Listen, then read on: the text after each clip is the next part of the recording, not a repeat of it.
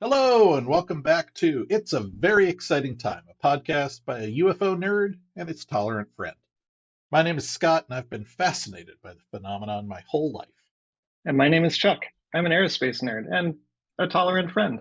We started this podcast because since 2017, there have been shocking revelations, from news of secret Pentagon programs to confirmed Navy videos of astonishing craft.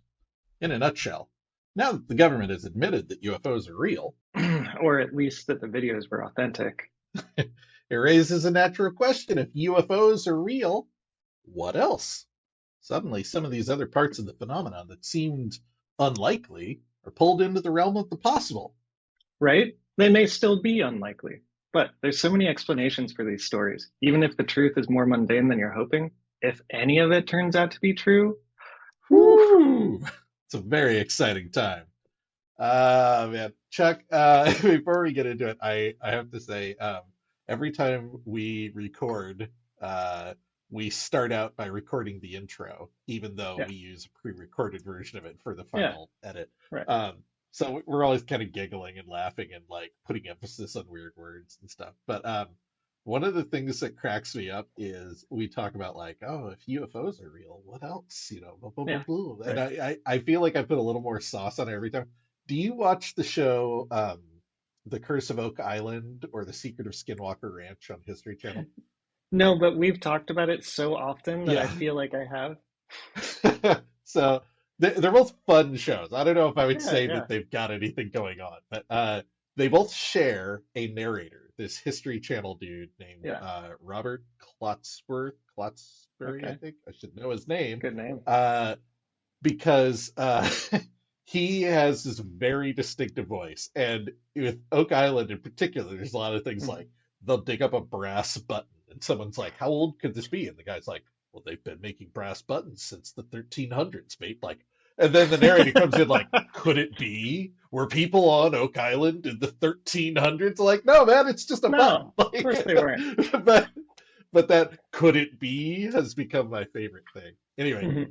I actually found that guy on Cameo and had him record a happy anniversary message for my parents because my mom's super into it. That's I should share amazing. it with you sometime. It's pretty Yeah, funny. My mom absolutely. was thrilled. My dad was tolerant. That's good. It's good to have a tolerant friend. It is. Okay, man. So today, I don't know how aware of this you are. Were you aware that there was a congressional UFO hearing this week? I mean, kind of superficially, but the last time you brought it up, you said it was going to be on April Fool's, so I kind of dismissed it. Uh, Did I say it was or, going to be on April Fool's? or maybe I said it was. I don't remember. Who can remember Okay. things like this, anyways? Maybe we talked about it on April Fool's. Yeah, that actually sounds right. Anyways, All right. so Well, there was a anyway, hearing. there was a hearing, and I was gonna say it feels like we haven't recorded in a month because we haven't Because we recorded in a haven't. month because Yeah, 2 weeks yeah. ago we sat down to record and I had to call you and be like, Chuck, I can't. I can't do I'm so overwhelmed. I'm not it. Yeah. ready. So we Oh my gosh. skipped last I'm session. right there with you. And that turned out to be a blessing because Yeah. like the next day Mm. news dropped that they were going to do a big UFO hearing, Oh, and okay. so it has been Cool. a wild ride. So I take it from the way you mentioned that you were kind of vaguely aware that there was a hearing, that you're not super plugged into the context around all of this. Is that No, fair? no. Yeah. Hit me with it. All I'm right. ready. So I'm going to take you on a journey Oh, a word about story. a word story. Yeah, so I had a hell of a time getting ready for this show because, the hearing happened and I was gathering links the whole time, and Hmm. then I had to sit down and like read all of these articles and watch the Right. hearing and listen to some podcasts and try to kind of pull together a narrative in my head of like what is the Yeah. story of these hearings? How do I talk to Yeah, Chuck right. about this? And I'm glad I did that. It was a lot of work, but I was able to extract a narrative thread, which I hope will be enough to bring you along on this weirdly political journey we're about to go on. So, So I uh, before we start, I have to ask, yeah, in the beginning when we started this, you were like, "Oh, this is great. Now I just get to knowledge dump all the time."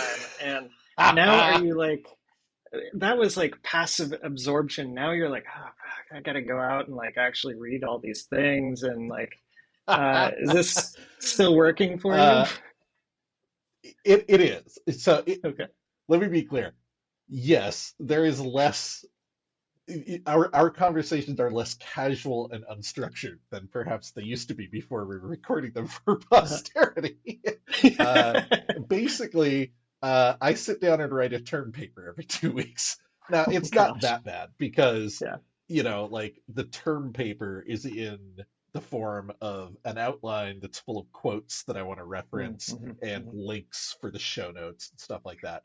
What I'm really doing is preparing my thoughts so that I can speak somewhat extemporaneously to you while referencing my Okay. notes. I think that work is worth it, but I'm not going to lie to you. It is stressful. In case in point, 2 weeks ago, I was like, I can't Yeah. do it right now. Like, Okay. Yeah, I so get yeah, it. Have you started integrating like GPT into your workflow yet? no, Okay. I'm I'm really digging the I don't know, jazz it man. up. Like take this thing Here's the problem. yeah, If I could actually ask GPT to like give me a coherent summary of something and trust anything it said, sure. But yeah, GPT lies all the time. Like it just yeah, makes stuff up and it says it with it such does. confidence Yeah, that you would never question it. Like yeah, anyway, yeah. yeah. All right, man. GPT-4 is a So lot better, but that's not what we're here for. I'm sorry. maybe we can start an AI podcast in the off Oh weeks, my and you God, can be the one to no. write a term paper. Uh, mm, okay, carry on. I wish you could see the face that Chuck is making right now. He looks physically pained at the idea. Yeah, yeah, that sounds horrible. I really very much prefer interrupting you and making fun of you while you recite your term paper. It's much better for me. While I recite my term paper, that's exactly it. Speaking of, I better get going. This is a long one. Yeah. Okay. All right. All So right. we're Buckle going to down. rewind the clock a little bit to set the context for why these hearings happen. And the kind of through line for this section is Congress, and in particular Senator Gillibrand, is pissed.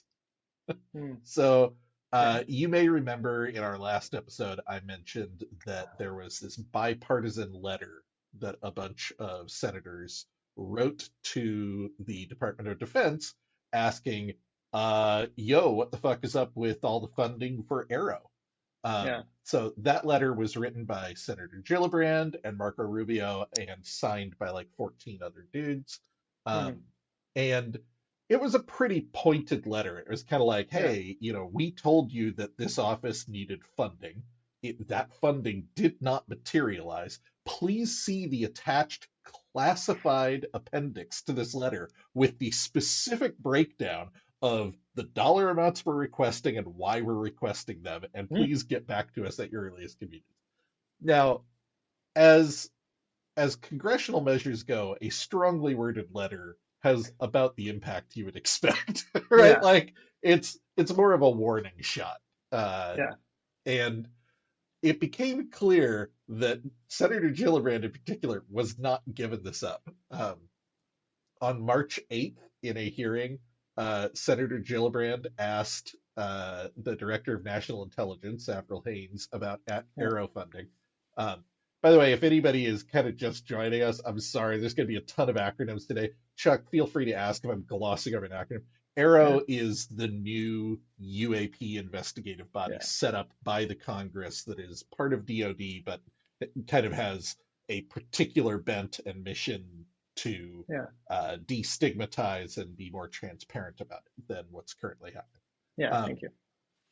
so Senator Gillibrand turns to DNI Haynes and she says, is the AARO office fully funded in your budget? And DNI Haynes says, yes, I believe it is. And Gillibrand You says, believe? can you make sure? Because it was left off last year for both the DoD and intelligence budgets. And Huh. Avril Haines looks a little nervous and kind of looks at her paper. She goes, right, so it is in DoD. I think our support is funded in the national intelligence. I'll check to make sure. Uh-huh. This is a running theme of these people like Gillibrand will ask kind of a leading question, and they'll give her kind of a yeah, don't worry about it answer, and then she kind of comes in with the hammer, like, no, Yeah. man, you didn't fund it. It is not Yeah. funded, and you need to fix it. That's Senator Gillibrand talking to the director of national intelligence. Yeah. I Like, mean, I kind yeah. of love the power dynamic here. I know that senators aren't nobody, right? Like, they've Yeah. got Yeah. power in the system and everything. But it kind of feels like in a room with the DNI and a senator, the power balance is kind of Hmm. tipped towards the DNI. Maybe I'm Yeah. misperceiving that, but it's always I don't kind of know. funny to me when senators are like, let's get one thing straight, buddy. You're Yeah. in my Right. house. Yeah. So that was March 8th. So February 16th, they send the letter. A few weeks later, on March 8th, she aggressively questions DNI Haynes. And then a few weeks later, again, on March 28th, Senator Gillibrand is in front of the Secretary of Defense and nails him about AARO funding. So the Secretary of Defense is a guy named Lloyd Austin. Um, and sitting at the table with him is one of the undersecretaries of defense, this guy named McCord. So she addresses the question at McCord. She says, I was disappointed that for the second year in a row, AARO was not fully funded in the department's budget request. Can you discuss why AARO was not fully funded? And McCord like literally starts like shuffling papers and looking nervous. He's like, Senator, I don't have any information from my colleague Undersecretary Moultrie that he needed additional funding in this area. It's a relatively new office we're standing up, so I was under the impression that we have adequate funding for the relatively new state of this, but I'll double back with him if there's a concern. Yeah. She leans forward and like points at him and says, I need you to send a letter to this committee in writing about why it wasn't fully funded. Several senators Okay. signed a letter to Secretary Hicks asking that it be fully funded in this budget, and we specified in a classified annex exactly what funding wasn't being met and its operational funding. So I'm highly concerned about this. Yeah. Secretary Right. Austin. So she like doesn't even give him a chance to answer. She just turns the barrel on his Uh-huh. boss, now talking Yeah. directly to the Secretary of Defense. Secretary Austin, do you intend to ensure that AARO receives full funding in the future? This dude, I gotta look him up real fast. Yeah. Secretary Lloyd Austin, because he's a high-ranking military guy. Yeah. You'd have to He be. is. Oh, maybe he's not.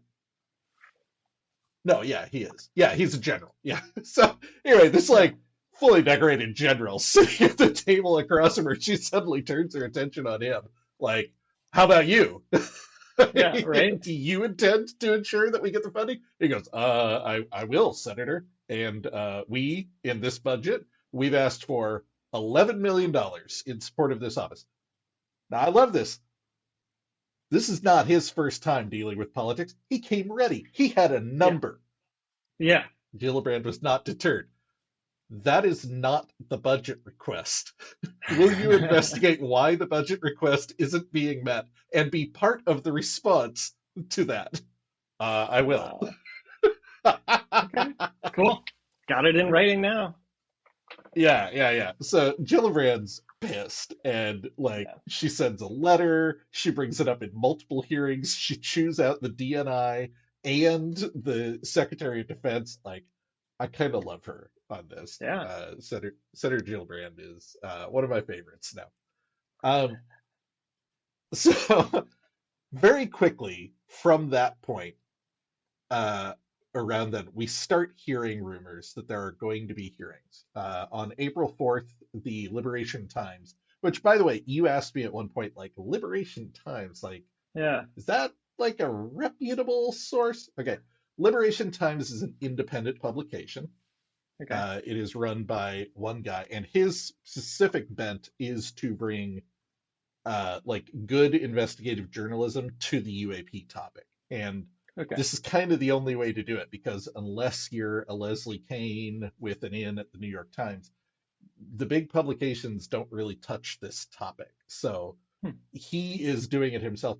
What I will say is, after you asked, I kind of went back and looked. this guy's broken a ton of stories. He is doing the reporting that no one else is doing. He has sources that nobody else is getting. He's consistently bringing accurate information. So, yes, it is a small, independent UFO focused publication, and Okay. you are free to take any degree of skepticism towards that you want. But Sure. I will Yeah. say I have some degree of faith based on the reporting he's been doing.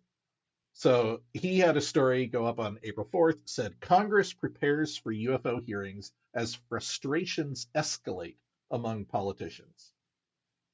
So I got two quotes here. First of Okay. all, he said, according to multiple sources, members of committees, such as the Senate's Intelligence Committee, have heard testimony from whistleblowers about the existence of legacy UAP programs hidden from Congress, which have Hmm. been verified to some extent. However, Congress remains frustrated with the lack of cooperation and forthcomingness from elements within the intelligence community and the Pentagon on this matter. That one quote kind of encapsulates where Yeah. I think Congress was at. They set up this whistleblower protection so that people could come talk to Congress and could talk to AARO. Yeah. But it was a little confusing because we were hearing people were testifying to Congress, and separately we were Yeah. hearing people were testifying to AARO. And we'll get to the reasons why later, but Okay. basically it was a little unclear. But the vibe we're getting is people are coming in and talking to Congress. They're telling them stories like, hey, I worked in Yeah. this program. I saw this. I witnessed this. And they're not hearing that shit from AARO. Mm. They're not hearing that shit from the DoD. They're hearing this from witnesses. So they're getting testimony that things are happening, that Right. things exist, that there are crash retrieval programs and stuff. And then, the Pentagon's like, yeah, it's all balloons. We shot down a balloon over Mm. Alaska. It's fine. Don't worry about it. Go home. And Yeah. you're Right. like, hold on. Hang on. So, like I Yeah. said, the theme here is kind of rising frustration among Yeah. Congress. The second one's not a quote. But also in the article, he broke the news that Congress was preparing for multiple UAP hearings in both the Senate and the House due to their Hmm. growing frustration with the DoD and the intelligence community's foot dragging. Okay. Now, this was a rumor you and I had been hearing for a while. I've mentioned to you the Yeah. idea that they wanted to do more UAP hearings. I've mentioned the idea that maybe they were kind of being kicked down the road until the January 6th stuff was over. Right. So we That kind of sounds had a right. sense this was coming, Yeah. but I don't know about you. Like I'm always a little pessimistic about it. I'm like, yeah, we'll see when we see. But all of a sudden, it's like, oh Right. shit, it's actually It's looks like happening. it's happening. Yeah. So very quickly, this was confirmed. Senator Gillibrand was going to chair an open hearing on UAP in the Emerging Threats and Capabilities Subcommittee of Okay. the Senate Armed Services Committee. So she's Hmm. on the Senate Armed Services Committee, and Okay. there's a subcommittee on emerging threats. That subcommittee is going to be holding a hearing. Uh, the only person being questioned at that hearing will be Dr. Sean Kirkpatrick, the director of AARO. Um, the word leaked that he was going to be bringing evidence to the hearing, including photos and videos of UAPs, and specifically that the hearing would not be about balloons and the recent shootdown events, but more on AARO's ongoing UAP investigations. Um, and then the last thing that was confirmed was that it was going to be an open hearing that would be preceded by a closed door classified hearing, which is Okay. unusual. Usually it goes the other way. Hmm. And the So they rumor can ask was that pointed questions afterwards, that kind of deal. yeah. Well, Okay. the rumor is that the reason they flipped the order here is a lot of times what happens is in the public hearing, they get away with not answering the questions by saying, I'll address that in the classified hearing. So, Um. no, we already had the classified hearing, buddy. Answer the question.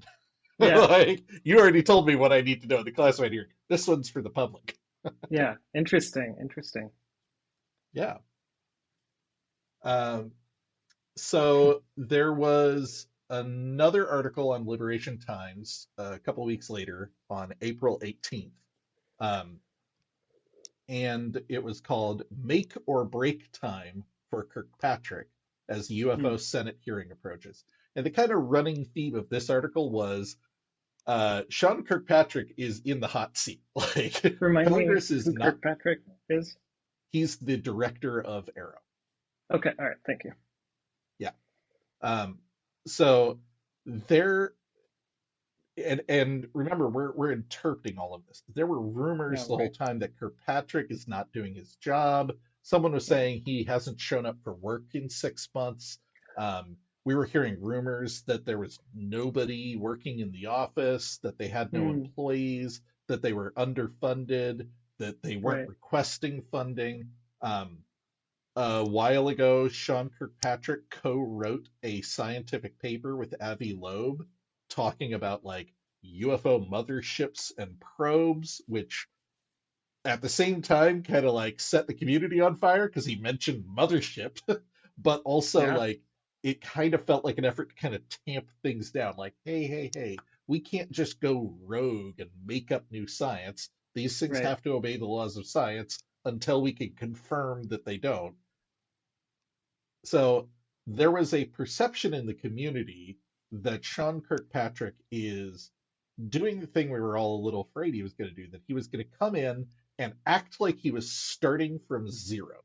No one has ever investigated UFOs before. We don't know how to do it. We've got to spin Yeah. up processes and, like, there's no data. And, like, Yeah. well, Right. we know that you've been running a UFO program in the government for years. Like, you're Yeah. not starting from scratch. Anyway, the article had a couple banger quotes in it. So, first of all, it said, Okay.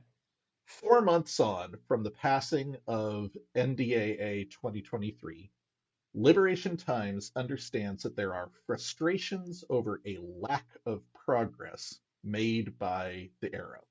For instance, no mechanism exists for whistleblowers to come forward. Not one phone number, email address, or Hmm. contact has been given to anyone wishing to come forward.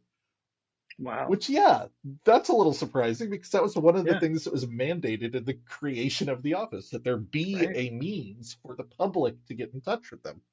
Now, Right. we've heard that whistleblowers are testifying to them, but one of the things people were saying was, oh man, it doesn't feel great. It kind of feels like they're cherry picking who they talk to. It's more like they're Hmm. calling people instead of letting people come to them. That makes sense. Okay. So, you know, the public is certainly frustrated with that. Is Congress feeling the same way? Maybe. Yeah. Maybe. Liberation Times is aware that certain whistleblowers have separately spoken with Congress and Dr. Kirkpatrick. However, if Kirkpatrick failed to inform Congress about these whistleblowers approaching the AARO, it could pose a significant challenge to congressional oversight. Hmm. Congress may now be monitoring Kirkpatrick's actions closely after being made aware of these conversations, albeit not through the AARO. Now, Yeah. if this kind of implication feels like it came out of left wing, I need you to understand that's not because I'm selectively quoting and you're missing some context. It came out of left wing in the article too. There was no Hmm. indication that Kirkpatrick has gone rogue or is withholding. He just mentions if he is. And okay, Sure. yeah, given the supposition that Kirkpatrick is withholding information, Congress would be pissed. Is he withholding information? Do you have any indication? Now, I don't think he would have put that in the article if he had zero indication, but he certainly didn't provide any like context Hmm. or proof or anything like that. So I kind of took that Yeah. one with a grain of salt. Okay. Yeah. Yeah. And That then makes sense. lastly, he said, recently, after being probed by Senator Gillibrand, nice pun there, by the way, Yeah. Right. uh, Michael J. McCord, the Undersecretary of Defense, seemed to suggest that Ronald Moultrie, the Undersecretary of Defense for Intelligence and Security, had not relayed any concerns or requests for further funding. So, has Kirkpatrick lobbied Moultrie and other defense officials for more funding? If not, why?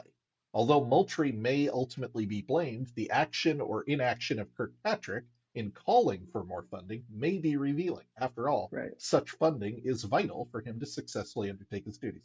Now, there's a little bit of inside baseball here that I don't want to get too into, but long story short, there is a perception in the community and apparently among Congress that Ronald Moultrie, one of the undersecretaries of defense, who on paper AARO reports to, they're under his command structure, is part of the effort to stonewall. Hmm.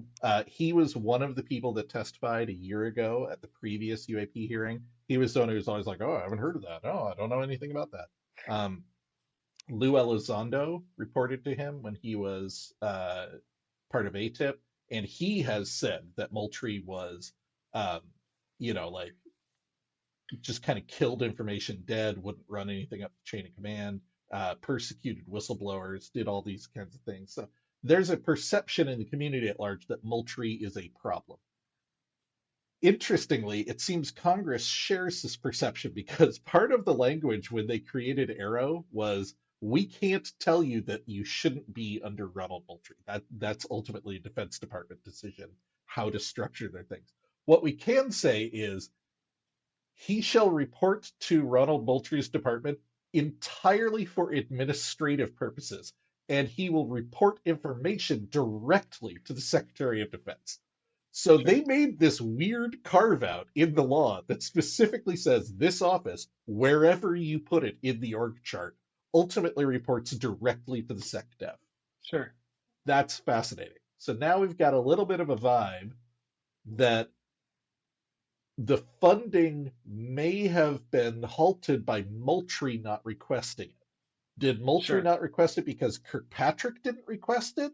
Or did Moultrie interfere in the way that people are Right. kind of afraid he should have? Like, what's going on here? Now, we Right. already know Gillibrand is on fire about the budget here. Mm-hmm. Mm-hmm. So everybody's kind of like, okay, there's going to be some rather pointed questions aimed Right. at Kirkpatrick during this hearing. Uh, yeah, so I'm about to dive into some community stuff, but before I do that, uh, how are you feeling about this? You got any questions, any thoughts? Um, it strikes me that there are occasions when um, you have people who have all the qualifications for an advanced thing, but are well known to be fairly useless. Yeah, And I wonder if this was a deliberate like choice. Um, uh, Kirkpatrick, you mean? yeah, um, Yeah, no, that's 100%. that's what I'm And thinking about there right were now. questions about that from day one. Like, hey, they Yeah, picked this guy. Why? Did they pick yeah, him because they think that he'll follow orders and not do anything? Did they pick him because mm, he's kind of a stick in the mud? Did they pick him because they thought Congress would like him? Like, yeah. nobody really knows. And Interesting. honestly, this hearing is kind of the first time we've gotten any visibility into who he is as a person and how he's running this office, and whether those fears are justified. Yeah, yeah. That's so interesting. I can't imagine how stressful it is to be a director, but also just comparing it to some of the like executives I've worked with. Hmm. Hmm. If they only had two people in their office, like that, Hmm. Hmm. they'd be. It wouldn't take 2 years before there were like press releases or like Hmm. Hmm. shenanigans would Yeah, happen. Um, so, yeah, interesting. Okay, carry on. no, Yeah, let's talk 100%. community. Yeah, and you know that things in the military and government go slower than you would like, but even Sure. so, it does feel like Arrow's not getting enough done given the Yeah. time that they have had. And I think that's kind of driving this congressional frustration of like, hey, like we spun this office up on purpose. We gave you a mandate, we gave you a Yeah. budget. Where the fuck are you? What is going on? Right. What's happening? Yeah. Okay. Hmm. So that was all of the kind of like well-sourced, clearly documented. Congress is pissed. They're going to be holding hearings. This next section, I want to talk about the community because, as you can imagine, the instant people started talking about hearings, the community went buck wild. Oh, I'm sure. Speculation about what they're going to discuss was all over the map. We had people Of saying, course. it's going to be another nothing burger. It's going to be a Of course. snow job. Everybody else is like, oh, they're going to talk about Wilson Davis. This is going to be it. This is going to be disclosure with a capital D. Yeah.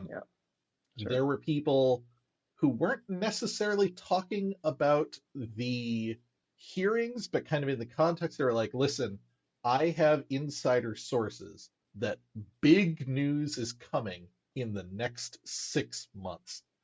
Hmm. But there was like nothing attached to it. Like Gary Nolan said, Yeah. like, hey, by the end of summer, we're going to have information that is going to like change the conversation. Hmm. Okay, well, what does that mean, Gary? Like, I love you to death, man, but like, this isn't a helpful thing for you to say. Like, Yeah. As long as the UFO topic has been a thing, we've had people saying like, disclosure's just around the corner. Like, trust me, guys, I know someone in government. My cousin works at Nintendo, and he told Yeah. me, Yeah. Yeah. Yeah. Yeah. Yeah. yeah. So I didn't bring any of that stuff in, but I kind of wanted to mention like the scale of froth in the community around this topic was high. That said, there were a few things that I think are worth talking about. Okay. On April 4th, James Fox, you may not recognize this name, he Yeah. is a director of several well-regarded UAP documentaries. We're actually going to be Okay. talking about him a lot in an upcoming episode about the Varginha, Brazil case. Okay. But Cool. long story short, he's in the news a lot because he is a figure who is well connected in the UAP community and he tends to have insider information. So he had an interview where he said he had just come back from DC after being there for a couple of weeks. And he said that he has heard that multiple whistleblowers have testified to both AARO and the Senate Intel Committee that UFO crash retrieval programs exist. This is going to be a running theme through this. And Yeah. you're going to hear me repeat that phrase over and over again. And the reason I'm repeating it is we're not hearing this from one or two kind of wackadoo people. We're hearing this from many, many sources that they are hearing testimony that crash retrieval programs exist. At this point, there may or may not be a fire, but there's a ton of smoke. Yeah. Read from that what you will, but there's an awful Yeah. lot of smoke for there to be no fire. On April 13th, Dr. Gary Nolan was interviewed. He was asked, because he's very clear that he knows a bunch of the people who have testified. And the guy who was interviewing said, listen, I know that you can't tell me what the testimony was about or tell me any of these incredible stories, but if you had to kind of put the testimony that you know about into a bucket, like a topic, like secret government programs, crash retrievals, things like that, what would it be? And Gary looks thoughtful for a second, then he says, crash retrieval and contact. Wow. Okay. Right? That's Yeah. exciting. Now, again, he didn't Yeah. provide a source or anything, but But it's scary. No. Ross Coulthart, who we've talked about a lot, fantastic Yeah. Australian investigative journalist, later was speaking about this, and he said he knows Gary personally, has spoken to him, and knows that Gary has spoken with witnesses with inside knowledge of the program. Gary says his perspective on upcoming hearings is positive. He says lawmakers are much more informed about the topic this time around. And what changed is the body language of the DoD's officials sitting in front of them, stonewalling. Yeah. So this is referring again to that UAP hearing a year ago where they were kind of like, I don't know. Gary is quoted as saying, there is nothing that drives human nature more than being told no when you know the answer should be yes. These politicians know they've been lied to, and they've had enough of it, and they are ready to put the squeeze on. This is another theme we're seeing, is politicians were already heading in this direction, some of them. Not everybody is fully on board with the UAP topic, but enough. There was a little bit of a mass building around this topic, and they were already pissed after last year's hearing. And then the Chinese balloon thing happened. Yeah. And we talked before about how fucking weird the DoD was being about it, how weird the Biden team was being about it. Like, nobody was doing what you would expect. Like, if it was nothing, come out with the evidence. If it's something, talk about it. But doing this weird song and dance with like, oh, I wouldn't say it was a balloon. We're referring to them as an object. No, Yeah. you cannot see the videos. No, we have not recovered any crash wreckage. No, they were probably just hobby balloons, unless they weren't. Wink, wink. Like they were so weird about it. And I Yeah. think, honestly, that even more than the hearing a year ago is what really pissed Congress off. And we went from I can see a that. handful of agitators like Gillibrand and Yeah. Rubio to a bunch of people who are like, I don't know if it's aliens, but it's sure as shit something, and somebody's Yeah. lying to us. And Right. they're Yeah. pissed, right? Yeah. Uh, this is not technically about the hearings, but it happened right in the middle of all of this. The hearing was on April Hmm. 19th. On April 14th, at an unrelated press briefing, U.S. Space Force Major General Olson spoke on worldwide UAP sightings. I'm going to read this quote. Okay. The UAP task force does involve collaborative inputs and information exchange with all kinds of countries around the globe, because I think these are not just solely actions or events that occur within the confines of the United Mm. States. They have occurred globally. And I think we're collecting that information, we're sharing information. We view that as an open and transparent effort and activity through the United States Congress and executed by our UAP Task Force Office, and so I would encourage greater collaboration and cooperation in that. Wait, what? Yeah. There's a Did a lot there Space to Force unpack. general just come out and confirm that UAP actions are happening globally? Like, Yeah. that's, What? I don't think he meant to do that. And the community kind of went wild. No, Yeah. it doesn't mean anything. But Yeah. again, in the froth of the community going crazy Yep. about these upcoming hearings, they're like, oh my God, did the Space Force just come out and say UAP stuff is happening? Like, what is going on? Yeah. Now, last of all, on April 14th, the Need to Know podcast, which is Ross Coulthart and his buddy Bryce Zabel, put out Okay. an episode specifically about the upcoming hearing and talking about what they've heard. Now, um, we've talked about Ross a lot before. Ross is Yeah. very well connected. People are very aware that he is on this topic. It is completely reasonable to believe that he has inside sources on a Yeah. lot of this stuff. Bryce Zabel, you may not be as familiar with. He is a big Hollywood guy. He was an investigative journalist for a while, but he's been a Hollywood guy a lot longer. Okay. He made a pretty famous show a little before X-Files called Dark Skies that was Hmm.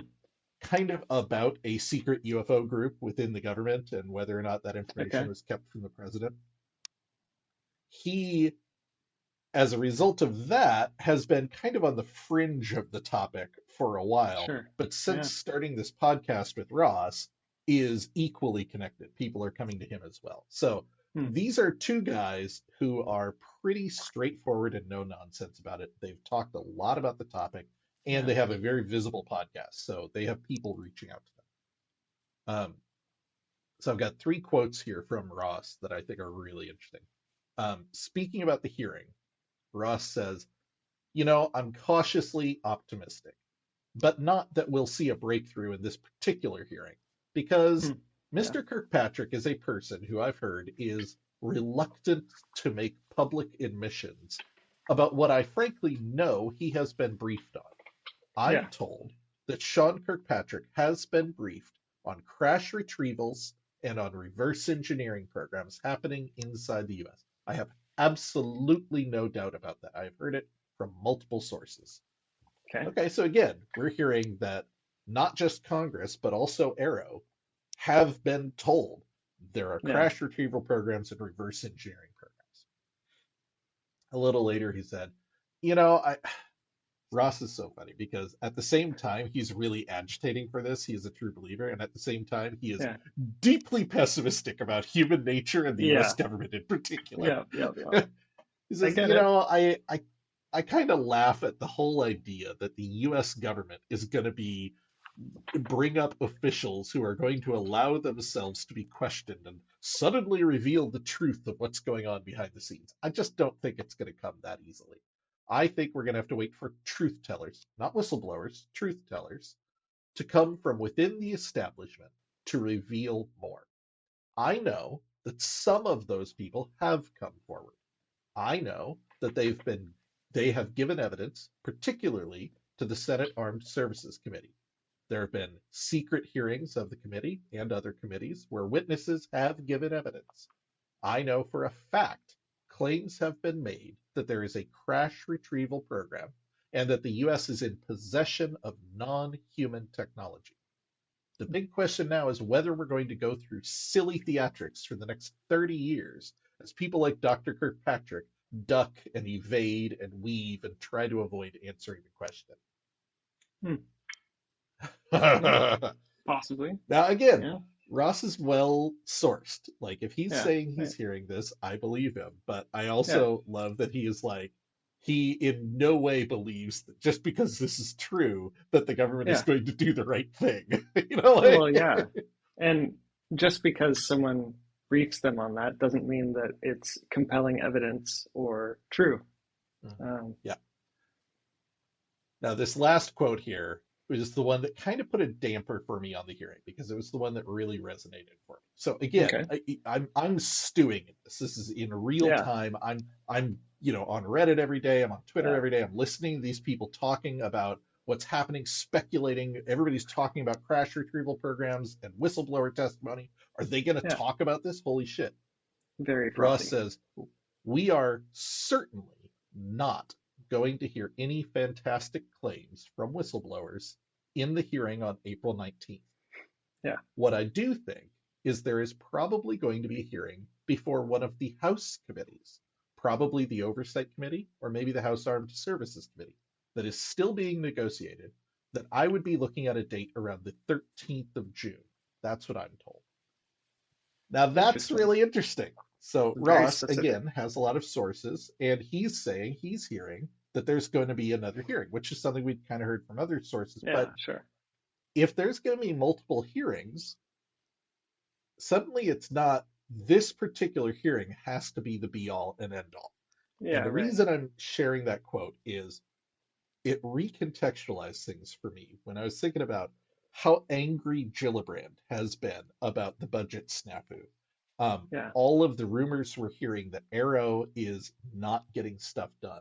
And hmm Gillibrand has been asking very pointed questions that are less along the line of, why aren't you doing this? And more about Right. what is preventing you from doing this.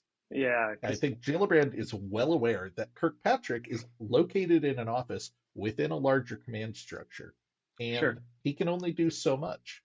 Yeah. Um, So where is so the before, blocker? Yeah, absolutely. yeah, exactly.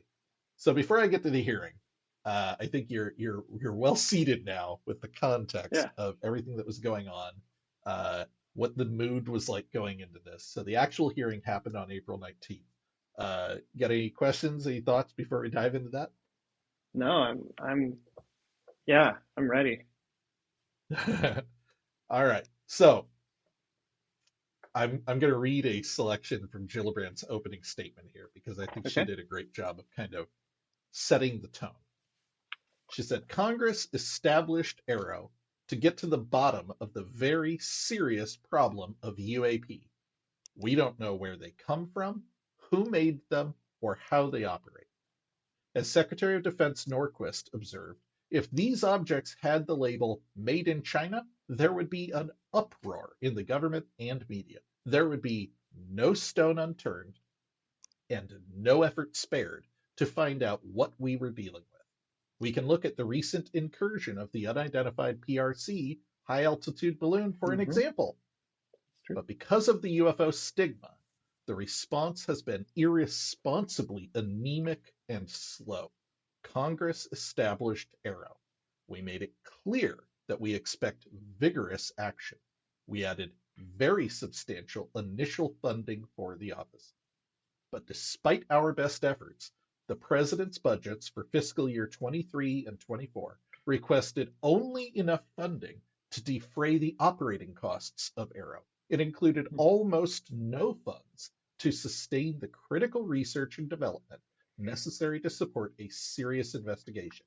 It took a letter to Secretary Austin from Senator Rubio and me and 14 other senators to get the office temporary relief for the current fiscal year. Damn.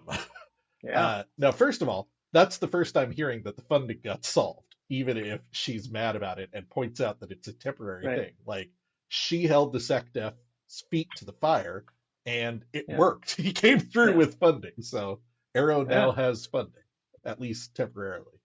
Do we know if they have more staff yet? Interestingly, that is another thing that we had not officially heard, but Okay. Kirkpatrick did talk about it. In fact, this is the first thing on my notes about Kirkpatrick's testimony. He mentioned AARO has a team of more than 36 experts. Oh. Now, I don't know if that is the extent of the team or if he's just speaking about the experts who are reviewing the cases, but the point is, that's the first time we've heard any sense of scope of AARO that I'm aware of. I have Yeah. repeatedly heard that it was like a 3-person office, Right. Yeah. things like that. So they do have a decent team working on it. Now, Kirkpatrick opened with a written statement, which I'll link in the document, but it's kind of a nothing burger. The meat of his statement is, we're a new office, we're getting up to speed, this is challenging stuff, please bear with us, we're doing the best we can. Okay. He talks a lot about how hard they have been working. The office is only 9 months old. Where it got interesting is he starts talking about the UAPs that they are observing. Now, I'm just going to kind of like end your speculation here. They didn't talk about whistleblowers at all. Did not come up even Figures. once. What they were focused on was Kristen Gillibrand's like pointed questions about, are you getting the resourcing you need to do your Right. job? Because I fucking expect you to do your job. Right. And what are you observing and how are you observing it? So he goes on to kind of talk about UAP observations and what their process is. And I actually found this really interesting because one of the things we've heard about Kirkpatrick is he's a scientist. He's a doctor, first and foremost.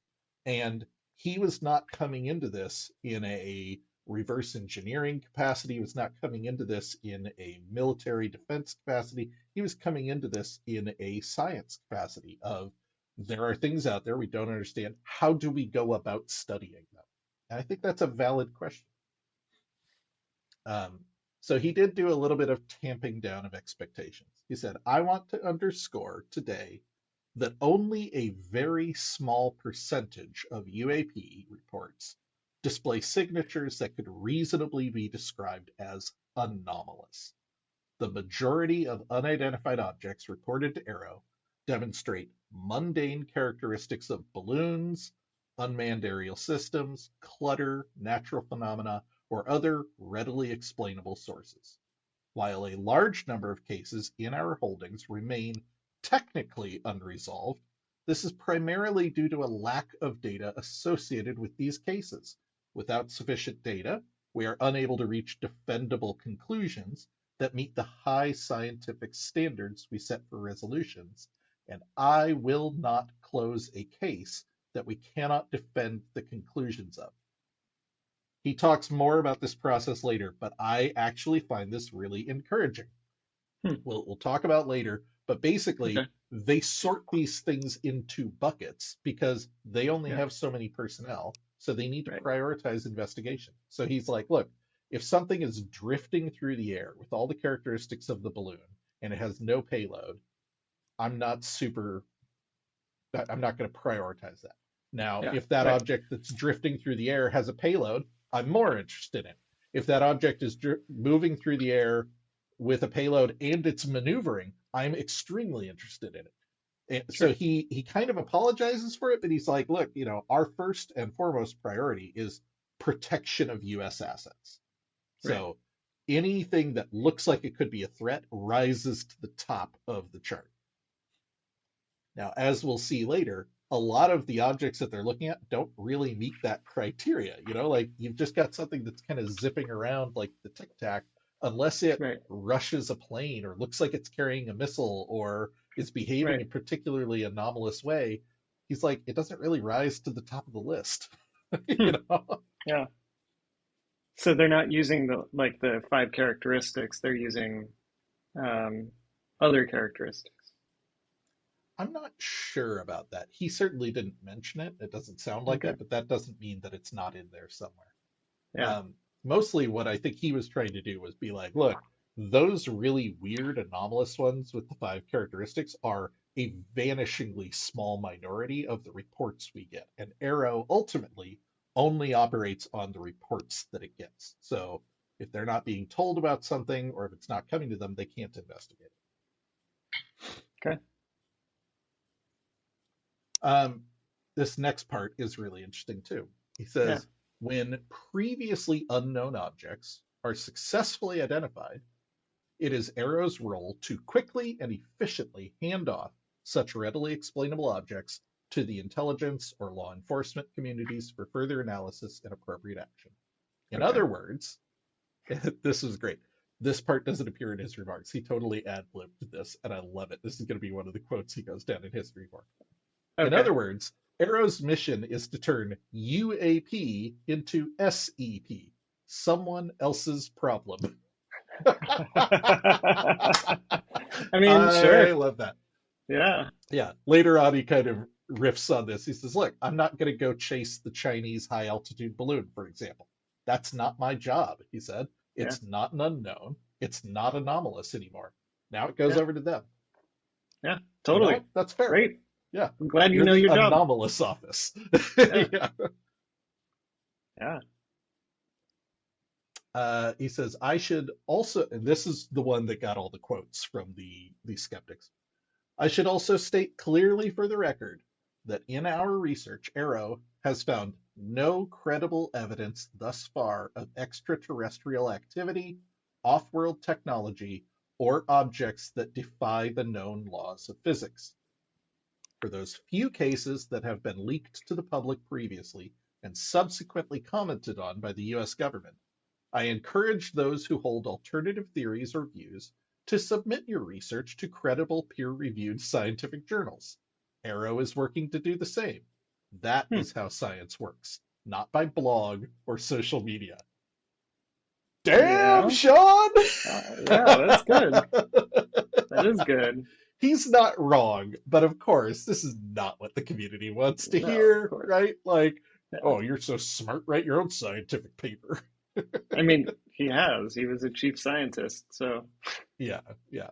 Now, I will say there is some fair pushback on this. Uh, First of all, yes, we understand only a vanishingly small percentage of the cases behave like this. Those are the ones you're supposed to investigate. You're not yeah. supposed to brush them off as like, well, look, 99% of them are mundane. Fine. Ignore the mundane ones and look at the weird ones. That's what you're here for, buddy. Yeah. you know, Yeah. like now he seems to be largely making 2 points. One, we are a small office with a slow process. We can only investigate things so fast, and we are prioritizing ones that appear to be a threat, which I read as we aren't investigating every weird case. We are Yeah. investigating first the ones that look like they might be dangerous, which frankly are probably the less anomalous ones. So Hmm. Yeah. maybe he's got a bent towards this. Um, Second of all, he points out that he is constrained by data. He shares a video later where he's like, "Hey, here's this video.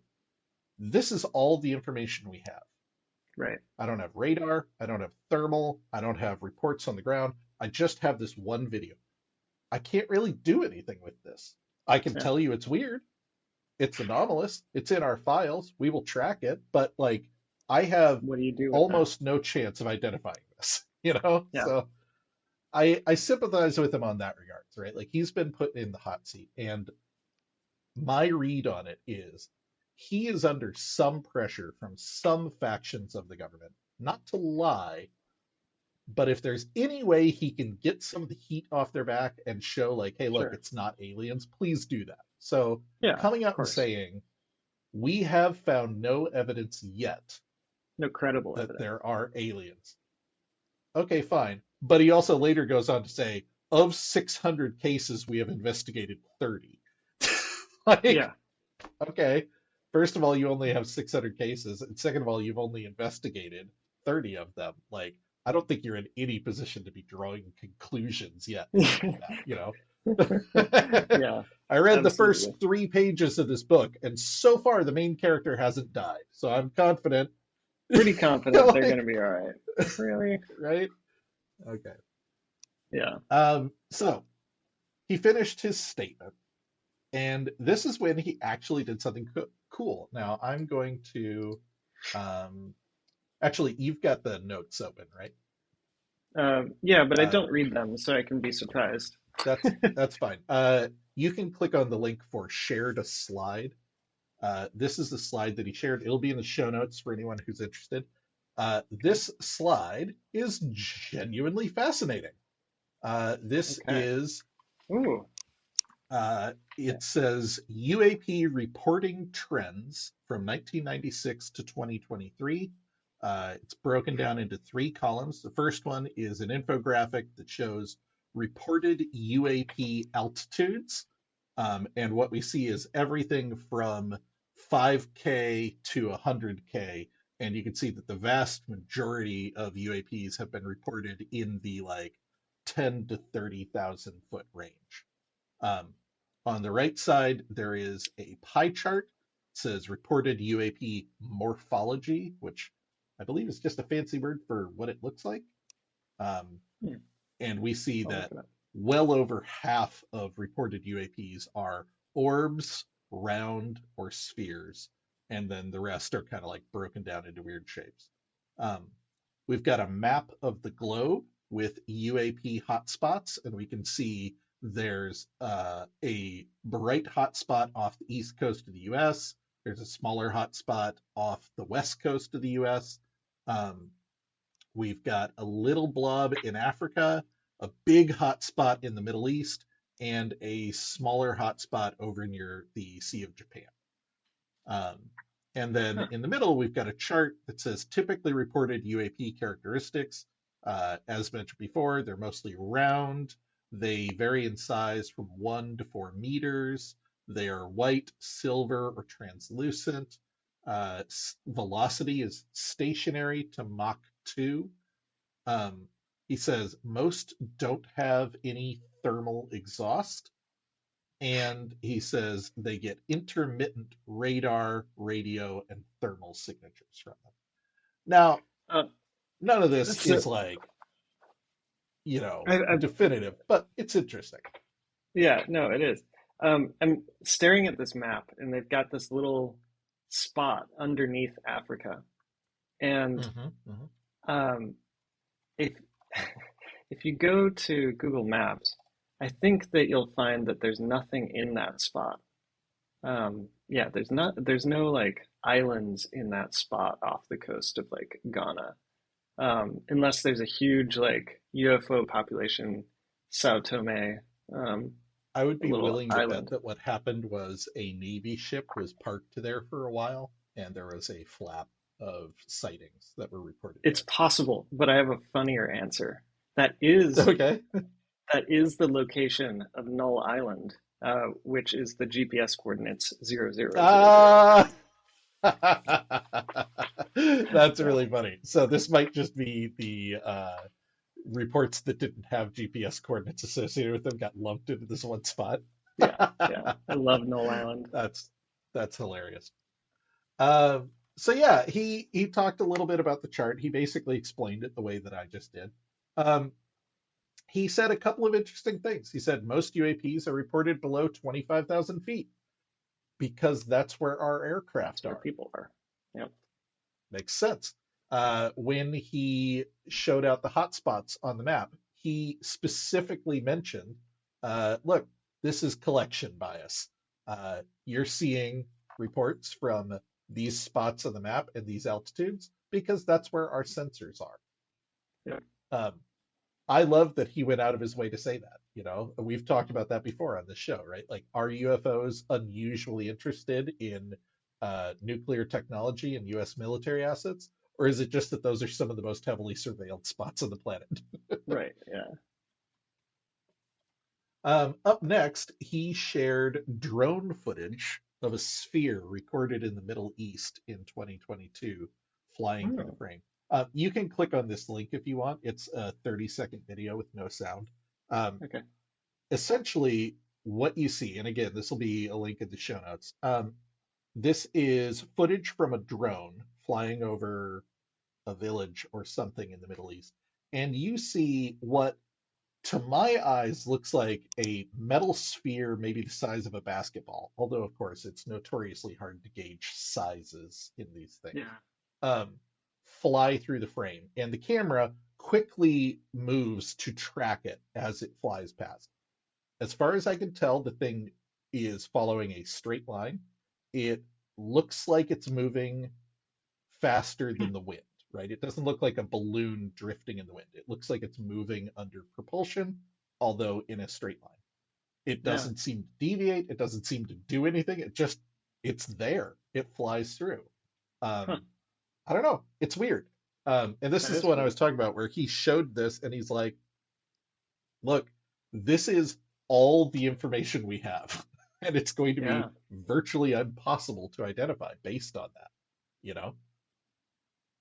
Yeah. Wow. That is weird. It's like too slow to be any kind of Mhm. munition, too small to Right. have propulsion. Like, what a Hmm. weird thing. And Very weird. it looks more certain than like some artifact or whatever. Yeah.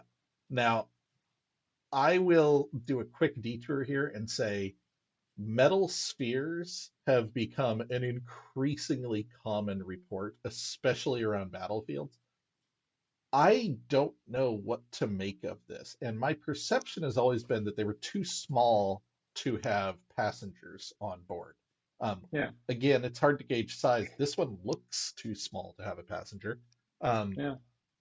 but if the military is tracking these things all over the planet, suddenly the paper that he wrote with Avi Loeb, where he talked about a mothership coming through and releasing a cloud of spore-like drones to surveil the Yeah. planet, um, makes a little more sense. Like if these are Yeah. not craft, but are more like survey drones using a technology we don't understand, it makes a little more. It's still weird.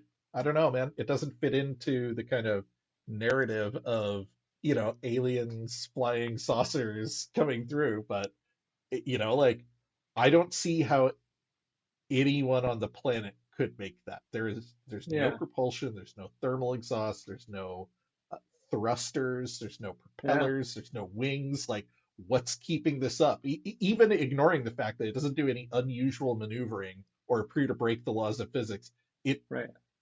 it's breaking the laws of physics just by flying. Like, I don't Right. By not understand. slowing down and Yeah. because like you can travel that. Um, if there was no drag, you could actually orbit at that altitude, but you'd have to be going very quickly and there would have to be no drag. Like, so right there, we've got an issue. So after the uh, after the drone footage that Hmm. uh, he shared another video. This one I'm not going to talk about or link to Okay. because he debunked it. It Okay. showed Okay. Good a call. thermal camera of another drone flying past, and then this anomalous thing zips through the frame, and it looks weird. And he basically breaks down that they were able to go through this footage frame by frame Hmm. and proved that it was a sensor anomaly uh, Mm. of a recording of a commercial aircraft. Um, Okay. but he kind of and he explains it in the presentation. He says, "I'm including this to show you the kinds of things that we're dealing with, right? Like we get these things; they may look anomalous, but once you dig into it with the proper experts, you can kind of find out sometimes there's nothing to it. This is Yeah. one of the cases that we were able to determined ultimately was not anomalous, even though it looks anomalous. Um,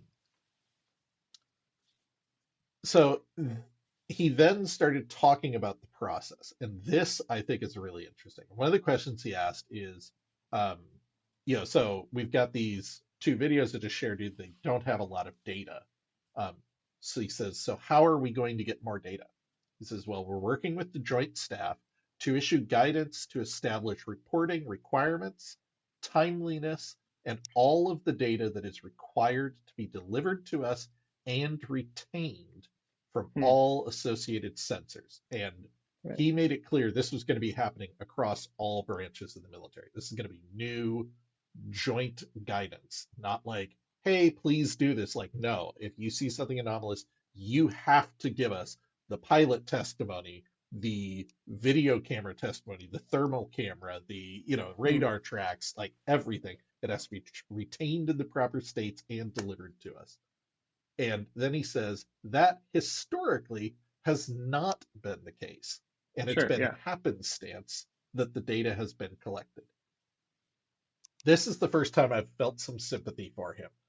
Hmm. He and other people have complained in the past about, like, oh, it's so hard to look at the historical cases because there's no data. Oh. Yeah. But Right. they always made it sound like it was like, oh, well, we've got this fancy new radar, and that's with the old radar. It's yucky. No, what he's Yeah. saying is like there is no radar. There's like a handy cam footage that someone's been carrying around for 30 years.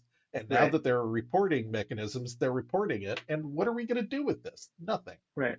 Um, Now, he did say when things are not identifiable, that doesn't mean they throw the data out. He talked about doing Okay. things, and he That kind was of going to be my glossed over this, question. so forgive me if I gloss over this. He talked about doing like a large language learning model where like Uh, you can look for trends over time. Like, oh, we're seeing that most of the reports are round and have no mm, thermal signature and stuff like that. But he didn't really get into details about how that would work, other than even a case that is not identifiable can still be valuable in contributing to the larger data set. sure. Over Yeah. time, we may get better clarity on a future case that retroactively enables us to identify an earlier case. So Yeah. we're keeping everything. Um, at this point, he's kind of done with this thing, and Gillibrand asks him, what are your current numbers? In the UAP Hmm. report that came out a while ago, you said there were 300 some odd cases, and about half of them were balloons. And he did something really interesting. He said, as of this week, we're tracking 650 cases. And then he says, but I want to clarify something. He said, in the earlier report, when we said half of them were balloons, we didn't mean they had been conclusions drawn that they were balloons. Hmm. What we're talking about is in our process, the step one is sorting the cases into likely buckets. This is Got likely a it. balloon. This is likely a bird. This is likely a weather phenomenon. This is likely a drone. Yeah. We don't know. It's just best guess. They Right. have not been investigated at that point. They've just been an initial sort has been done.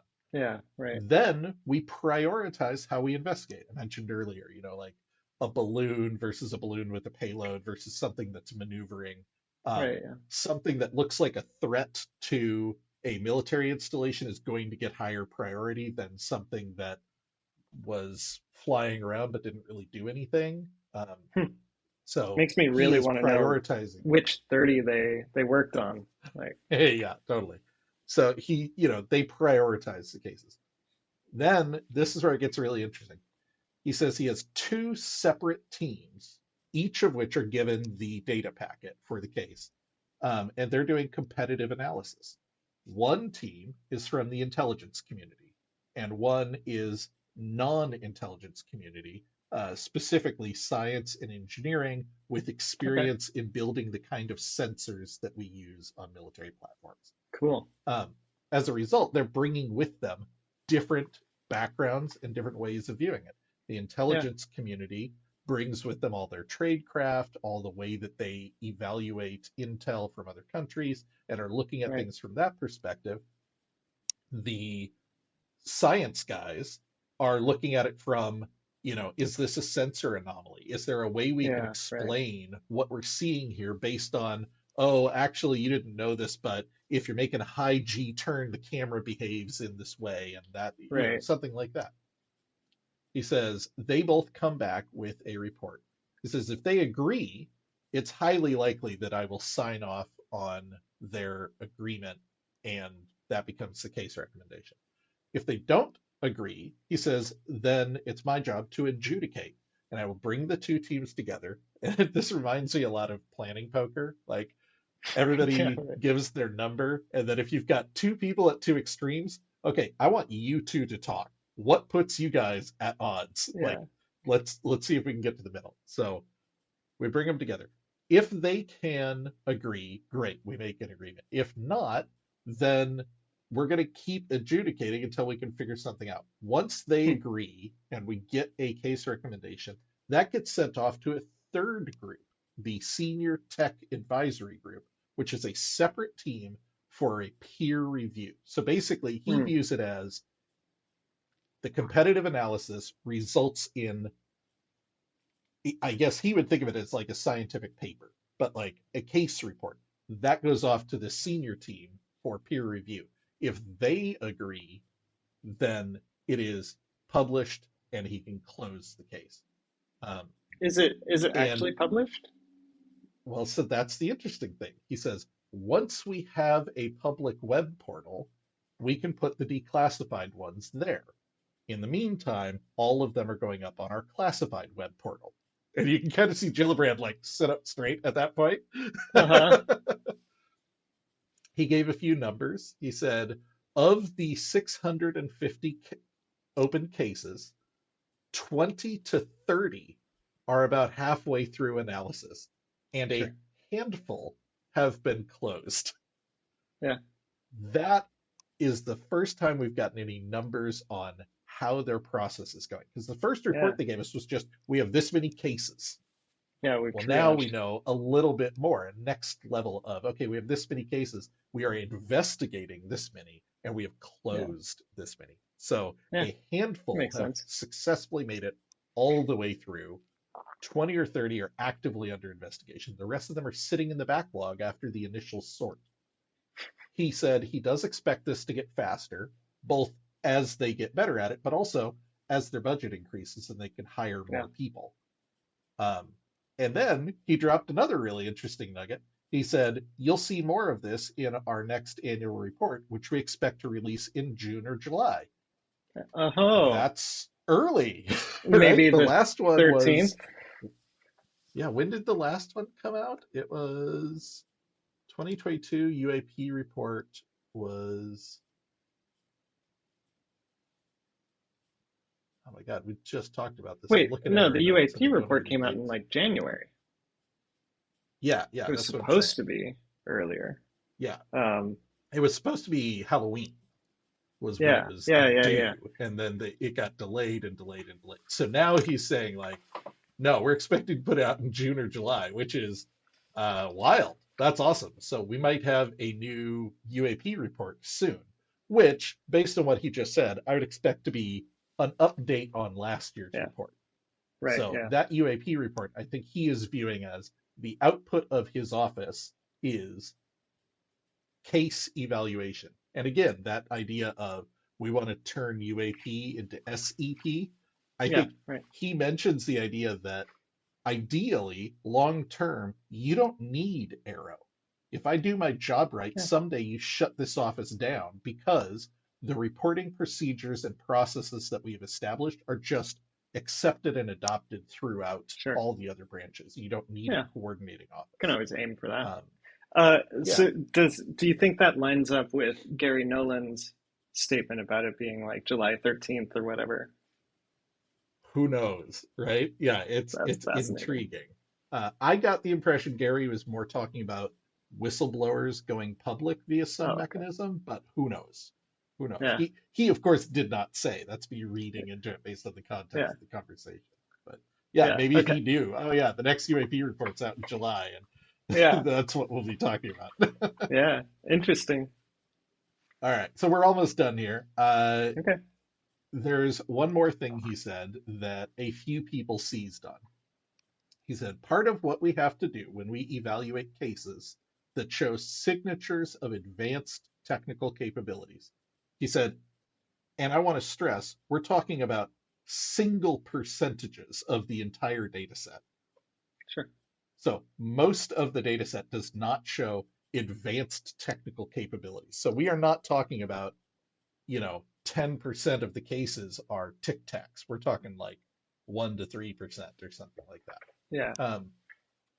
Part of what we have to do when we evaluate these cases is determine if there's a foreign nexus.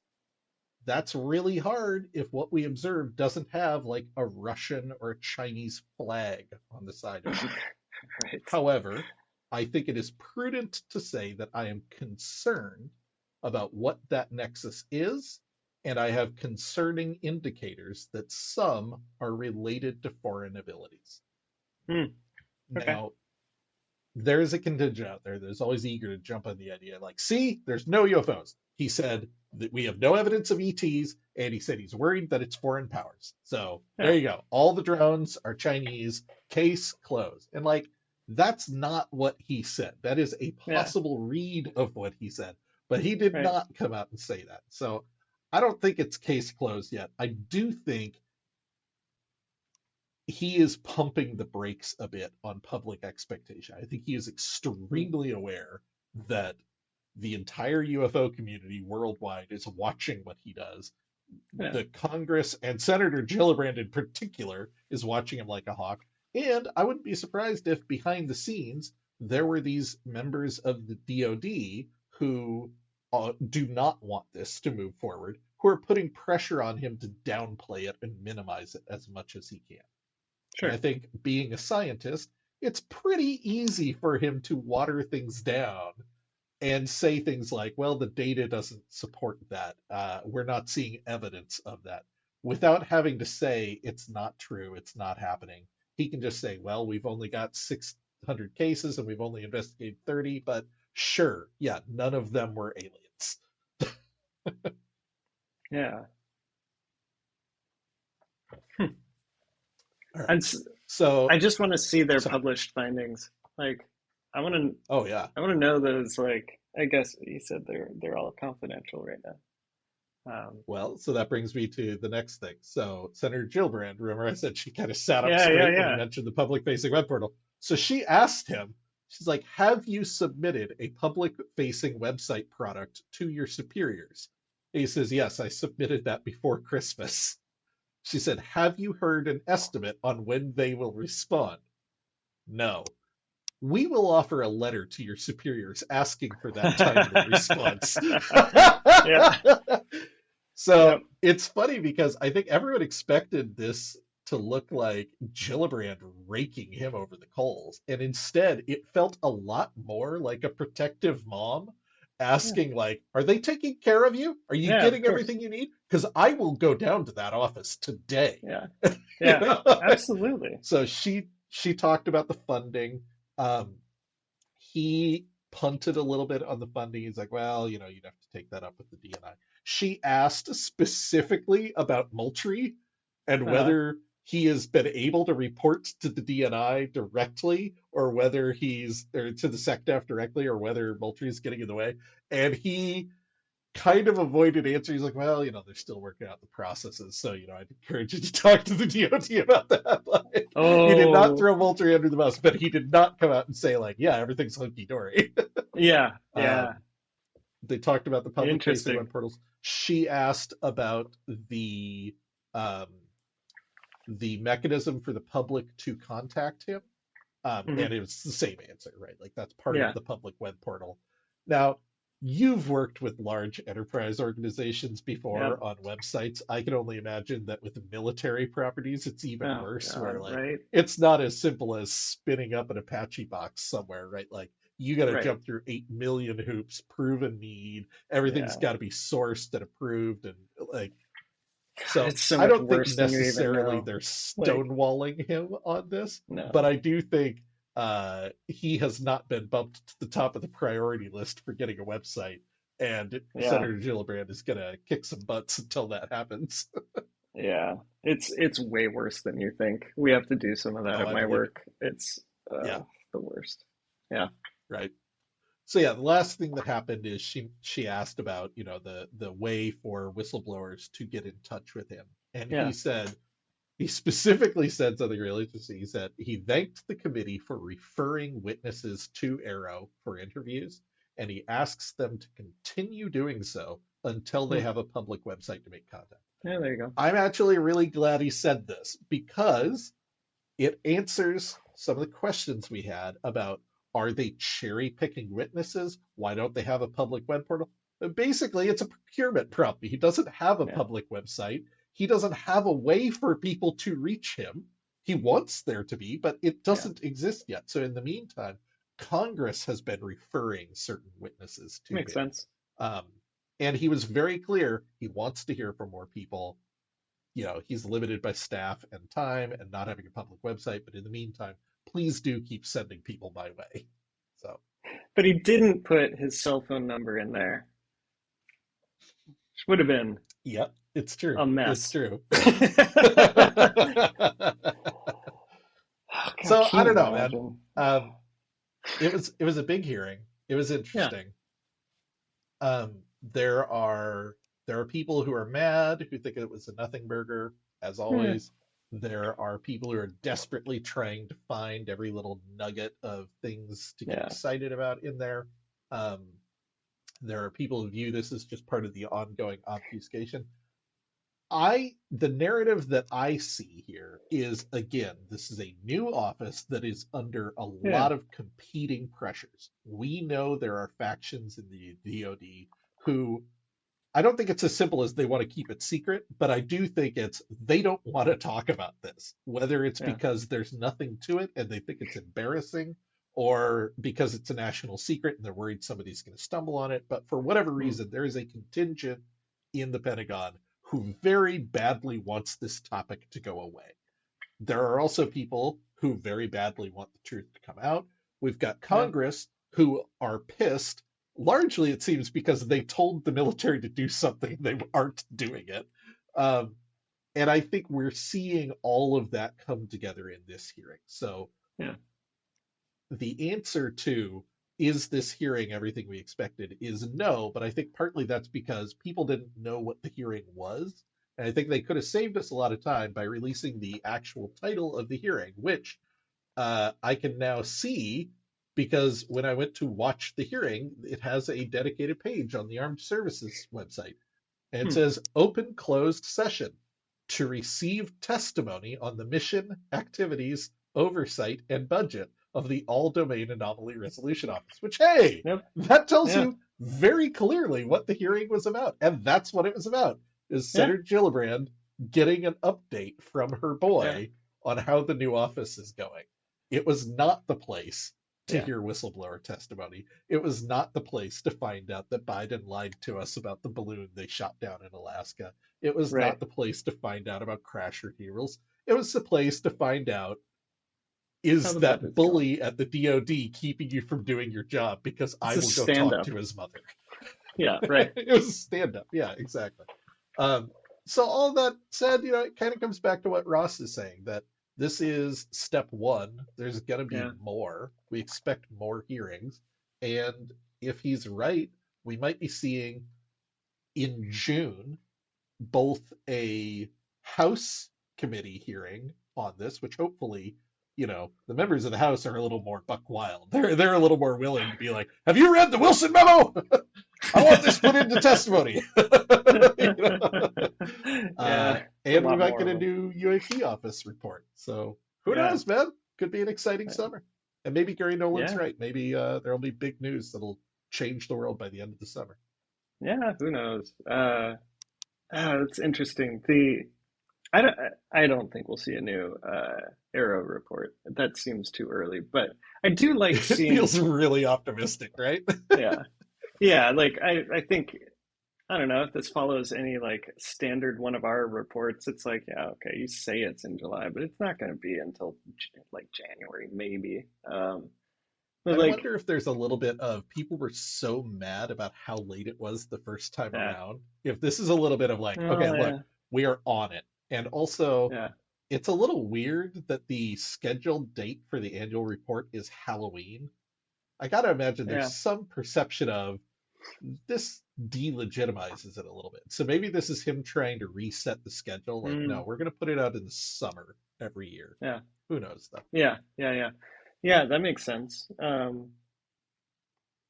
This so like when I look at like groups that are forming within my company or within other things that I see, like this is a little slower, but it's actually Hmm. not that far off schedule for like No. what I would expect a group of 36 to be kind of getting towards at this point. Like they've got an Oh, infographic, 100%. they've got a handful of Yep. results. Like that's, Well, and it's more not importantly, incredible. they have a process, Yeah, right?